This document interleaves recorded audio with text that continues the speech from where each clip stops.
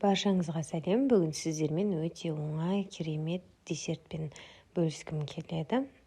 Ол үшін 6 жұмыртқамызға қантымызды салып, жақсылап миксермен 10 минуттай қозғап аламыз. Одан соң араластырып тұрып, майымызды құямыз.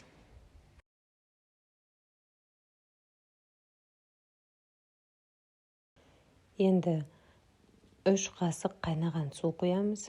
Тағы да жақсылап араластырып аламыз. Ал енді ұнымызды дайындаймыз. Какаомыз бен разрыхителімізді салып араластырып аламыз. Және де тестамызға салып, жақсылап астынан жоғарыға қарай қозғап қоюлатып аламыз. Осындай болып шығу керек. Құйып 180 градуста 15-20 минут пісіреміз.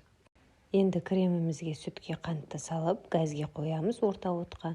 Осылай жылытып аламыз. 3 жұмыртқамызды жарып аламыз. Үстінен 3 қасық ұн саламыз. Енді миксермен жақсылап қозғап аламыз. Қозғап болғаннан соң бір шөміш сүтімізді алып, аз-аздан құя отыра қозғап отырамыз. Енді сүтіміз жылығаннан соң үстінен құямыз және де қоюланғанша араластырып отыратын боламыз.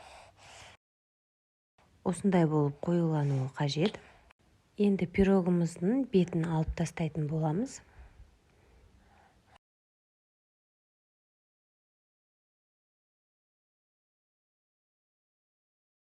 Банандарымызды турап алып, бетіне қойып шығамыз, барлық жеріне жеткізіп.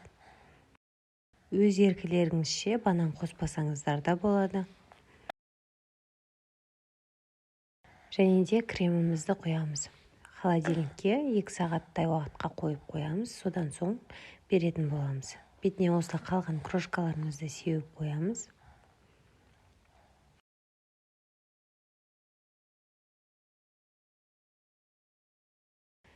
Бізде 1 сағаттай уақыт тұрды. Өте дәмді болып шығады. Міндетті түрде жасап көріңіз, өкінбейсіз. Қолда бар заттармен жасалады. Егер видео ұнаса, каналыма тіркеліп кетіңіз.